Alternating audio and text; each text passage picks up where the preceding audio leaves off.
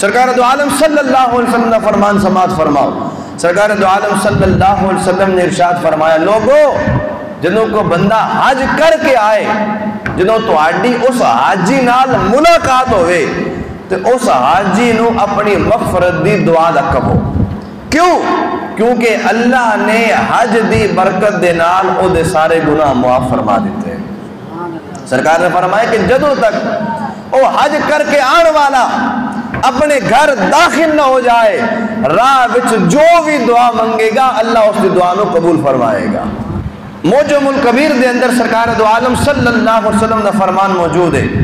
سرکار دو عالم صلی اللہ تعالی علیہ وسلم نے ارشاد فرمایا کہ جڑا بندہ رب دی رضا حاصل کرن واسطے، اللہ دی رضا واسطے حج کرے، اللہ کل بروز قیامت انہوں اے نعمت اور انعام عطا فرمائے گا کہ او اپنے گھر دے افراد وچوں 400 افراد نو شفاعت کر کے جنت دے اندر لے کے چلا جائے گا.